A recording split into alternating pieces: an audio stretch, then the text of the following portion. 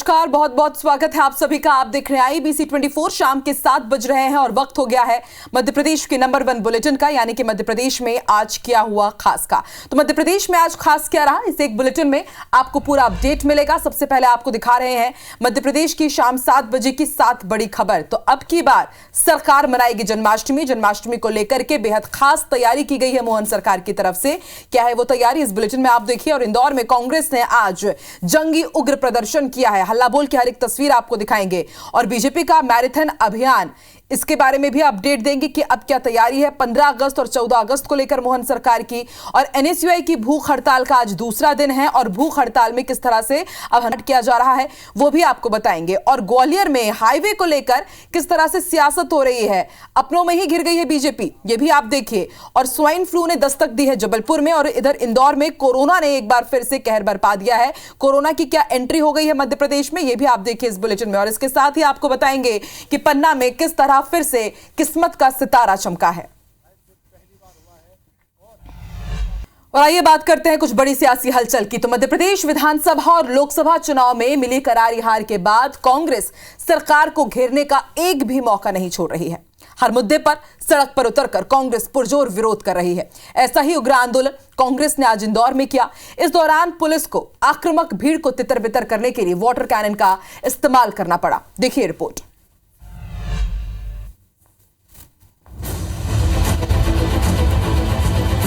इंदौर में कांग्रेस कार्यकर्ताओं ने आज उग्र प्रदर्शन किया। PCC चीफ जीतू पटवारी समेत कांग्रेस के कई दिग्गज नगर निगम में हुए घोटाले, टैक्स में बढ़ोतरी सहित कई मुद्दों को लेकर प्रदर्शन करते नजर आए। शहर और जिला कांग्रेस के कार्यकर्ताओं ने भारी संख्या में नगर निगम का घेराव किया।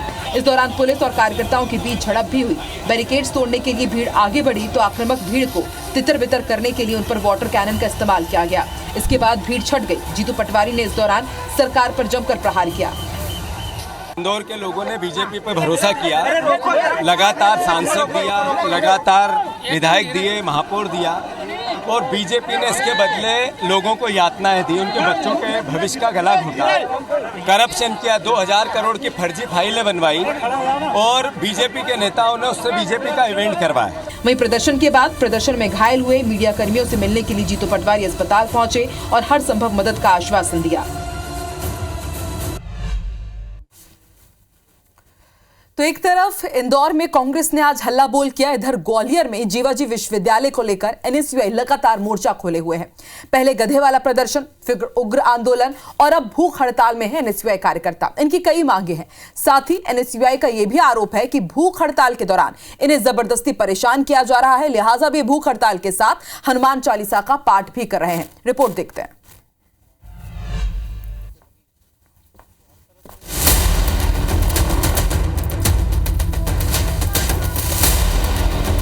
ग्वालियर में बीएड कॉलेजों की जांच को लेकर जीवाजी विश्वविद्यालय के कैंपस में NSUI के कार्यकर्ता भूख हड़ताल कर रहे हैं। NSUI का आरोप है कि यूनिवर्सिटी ने ऐसे बीएड कॉलेजेस को मान्यता दे दी है जिनके पास खुद की बिल्डिंग तक नहीं है। एक ही भवन में 3-3 कॉलेज संचालित हो रहे हैं। NSUI ने दोषी अधिकारियों पर कार्रवाई की मांग की है। सिर्फ कागजों पर संबद्धता दे देते हैं, धरातल पर जो बिल्डिंगें नहीं है उन पर कार्रवाई करेंगे कहां से। हम लोग 6 महीने से मांग उठा रहे हैं कि जो बिल्डिंगें नहीं है कम से कम उन पर तो जाके आप कार्रवाई कीजिए, तो वो कार्रवाई नहीं करेंगे। एक बड़ा लाभ लेकर संबद्धता दे रहे हैं और बड़ा लाभ लेकर कॉलेज चलवा रहे हैं। मध्य प्रदेश में नर्सिंग कॉलेज के फर्जीवाड़े के बाद अब बीएड कॉलेज कटघरे में है। कॉलेजों की जांच STF कर रही है। NSUI का आरोप है कि STF की जांच में ग्वालियर का जीवाजी विश्वविद्यालय सहयोग नहीं कर रहा है। जीवाजी विश्वविद्यालय में पुलिस प्रशासन की टीम भी पहुंची और उन्हें समझाने का प्रयास किया।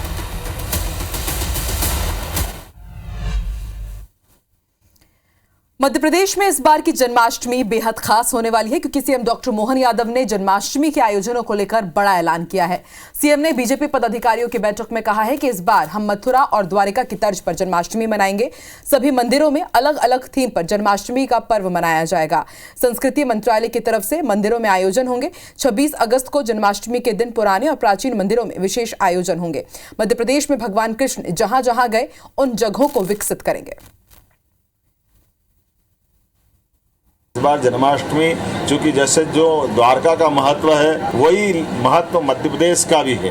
मध्य प्रदेश में भगवान श्री कृष्ण की शिक्षा हुई है, भगवान कृष्ण का, और परशुराम जी महाराज ने उनको सुदर्शन चक्र दिया है। ऐसे कई तीर्थ स्थल है जिनको तीर्थ के रूप में विकसित करेंगे। तो सरकार धूमधाम से जन्माष्टमी के अवसर पर भी पूरे आयोजन की रचना कर रही है। मध्य प्रदेश बीजेपी ने हर घर तिरंगा अभियान और विभाजन विभीषिका स्मरण दिवस मनाने का फैसला किया है। बीजेपी स्वतंत्रता दिवस के मौके पर प्रदेश के 1.5 करोड़ घरों पर तिरंगा फहराएगी। इसके लिए 11 अगस्त से तिरंगा यात्रा शुरू होगी। जिला और मंडल स्तर पर समितियां भी बनाई जाएंगी। तो बीजेपी का मैराथन अभियान क्या है, इस रिपोर्ट में देखते हैं।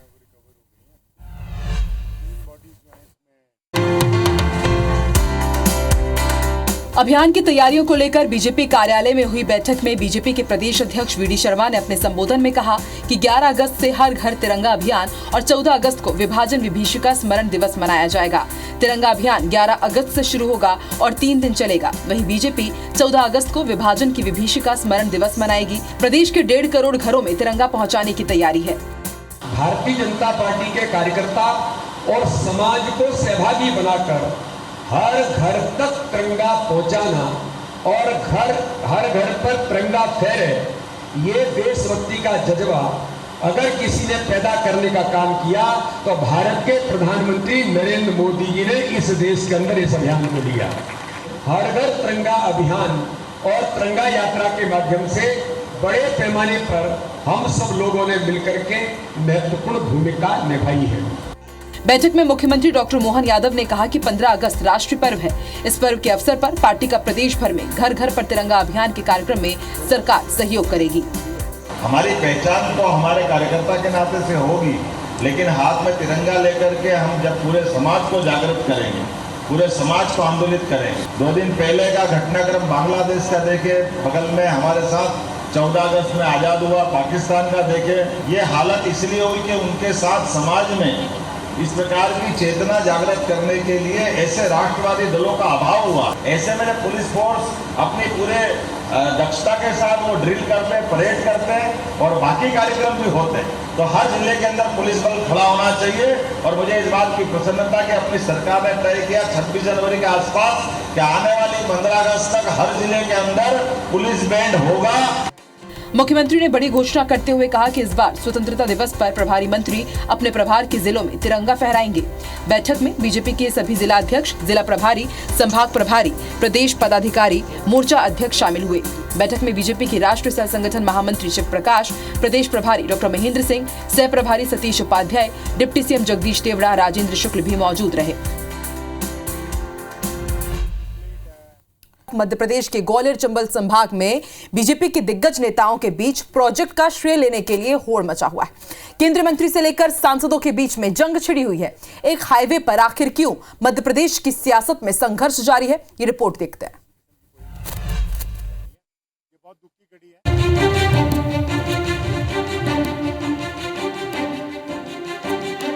सियासत का हाईवे, बीजेपी की दिग्गजों में ठनी पीसी चिट्ठी अखबार से श्रेय की हो। ग्वालियर चंबल अंचल में इन दिनों बीजेपी नेताओं के बीच एक हाईवे प्रोजेक्ट का श्रेय लेने की लड़ाई सड़क पर उतर आई है। ग्वालियर आगरा 6 लेन की मोदी कैबिनेट से स्वीकृति को ज्योतिरादित्य सिंधिया ने प्रेस कॉन्फ्रेंस कर अपना बताया, जबकि सांसद भारत सिंह कुशवाहा ने अखबारों में विज्ञापन देकर इस पर दावा ठोक दिया। वहीं पूर्व सांसद विवेक शेजवलकर ने नितिन गडकरी को लिखी चिट्ठी दिखाकर इस प्रोजेक्ट में अपना श्रेय लेने की कोशिश की। श्रेय के लिए मची ये होड़ आज नहीं बल्कि लंबे समय से चली आ रही है। दरअसल नवनिर्वाचित सांसद भारत सिंह कुशवाहा के स्मार्ट सिटी के अधिकारियों की बैठक लेने के बाद ये विवाद शुरू हुआ। इस बैठक के बाद तत्काल केंद्रीय मंत्री ज्योतिरादित्य सिंधिया ने भी ग्वालियर में स्मार्ट सिटी के कार्यालय में दोबारा बैठक ली।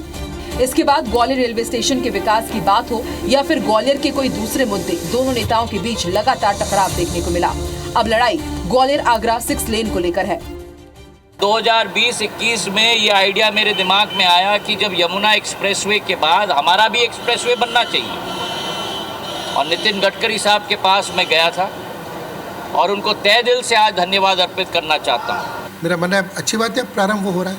श्रेय कोई भी ले ले, इससे कोई फर्क नहीं पड़ता। एक बहुत अच्छी कनेक्टिविटी ग्वालियर से दिल्ली तक 6 लेन की होने जा रही है। वैसे ओरिजिनल जो मैंने इसको उठाया था मुद्दे को, केंद्रीय मंत्री ज्योतिरादित्य सिंधिया ग्वालियर चंबल अंचल के सबसे प्रभावी नेता है, लेकिन सिंधिया गुना जिले के सांसद हैं। ऐसे में सिंधिया का दखल गुना से ज्यादा ग्वालियर में दिखाई दे रहा है। इस बात ने ग्वालियर के सांसद भारत सिंह कुशवाहा को परेशानी में डाल दिया है।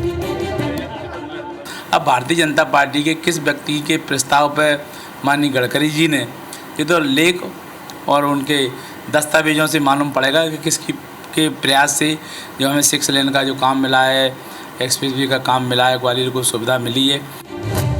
ज्योतिरादित्य सिंधिया ग्वालियर के प्रति बेहद खास दिलचस्पी रखते हैं। यही वजह है कि वो ग्वालियर में अपनी मजबूत उपस्थिति दर्ज कराते रहते हैं, लेकिन उधर ग्वालियर के सांसद को यही बात खटक रही है। नासिर गौरी के साथ ब्यूरो रिपोर्ट IBC 24 ग्वालियर। पहले ही मौसमी बीमारियों से जूझ रहे जबलपुर में स्वाइन फ्लू की डराने वाली एंट्री हुई है। जबलपुर में एक साथ स्वाइन फ्लू के 11 मरीज मिले हैं। 11 जुलाई के बाद से जिन संदिग्ध मरीजों के सैंपल जांच के लिए भिजवाए गए थे, उनमें 11 मरीजों की रिपोर्ट H1N1 पॉजिटिव आई और हैरानी की बात यह है कि अभी 9 सैंपल और भेजे गए हैं। रिपोर्ट देखते हैं।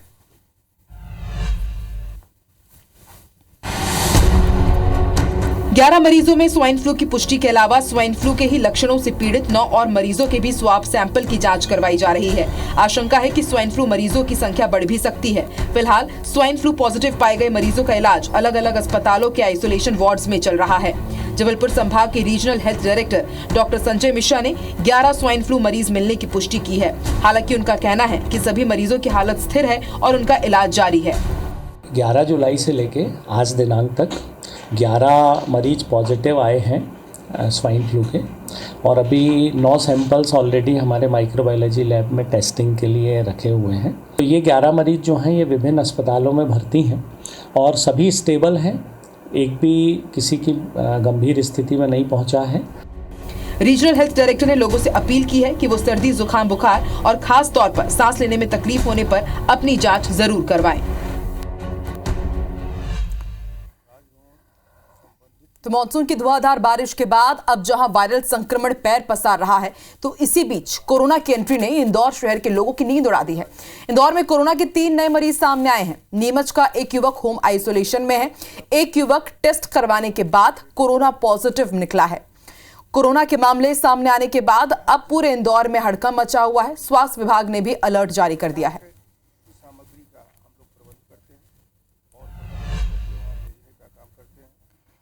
एक तरफ जहां मध्य प्रदेश की ऊर्जाधानी सिंगरौली जिले में लगातार बारिश ने पूरे जिले में जनजीवन अस्त व्यस्त कर दिया है, तो वहीं दूसरी तरफ सागर की घटना के बाद अब सिंगरौली नगर निगम में प्लाजा भवन को गिराने के लिए अनाउंसमेंट के तहत फरमान जारी कर दिया गया है कि सभी प्लाजा में संचालित दुकानों को खाली करना होगा, वरना नगर निगम उस भवन को जमींदोज कर देगा।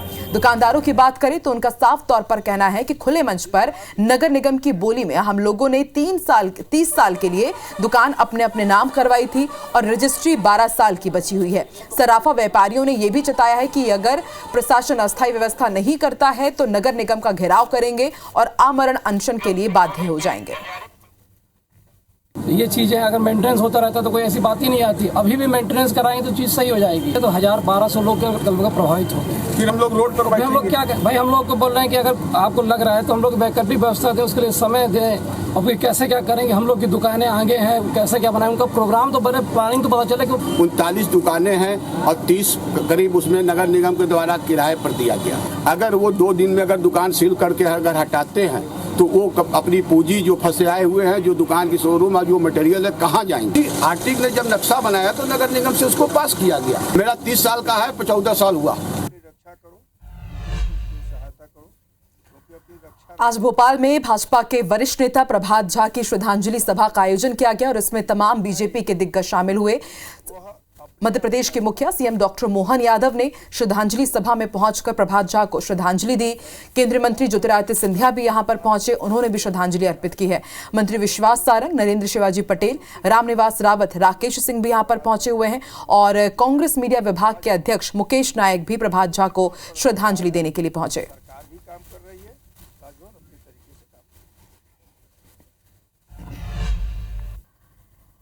मध्य प्रदेश में लगातार हो रही मूसलाधार बारिश के बाद जनजीवन अस्त-व्यस्त है। इसी बीच सीधी के अमिलिया मार्ग गांव से सैकड़ों मवेशियों के नदी में फंसे होने की खबर सामने आई है। ये तस्वीर सोन नदी के जोगदाह पुल की है, जहां नदी में अचानक बड़े जलस्तर के बाद सैकड़ों मवेशी फंस गए। सूचना के बाद जिला प्रशासन की टीम पहुंची। एसडीआरएफ की टीम ने जुट करके यहां पर रेस्क्यू किया। घंटों के रेस्क्यू ऑपरेशन के बाद देर शाम तक मवेशियों को नहीं निकाला जा सका था। देर शाम 7 बजे तक रेस्क्यू जारी रहा। प्रशासन की टीम अलग अलग जरियों से मवेशियों का रेस्क्यू करने में जुटी हुई है।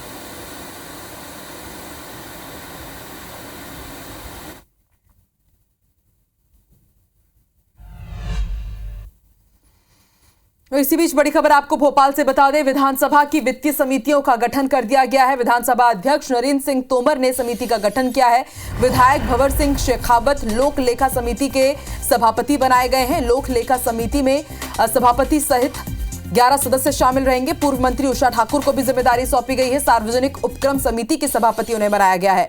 SC/ST वर्ग कल्याण समिति सभापति बने हैं पूर्व मंत्री बिसाहू लाल सिंह। पूर्व मंत्री अजय विश्नोई को प्राक्कलन समिति का सभापति बनाया गया है। स्थानीय निकाय और पंचायती राज समिति सभापति बनाए गए हैं रमेश मेंदोला। महेंद्र हाडिया को पिछड़ा वर्ग कल्याण समिति का सभापति बनाया गया है।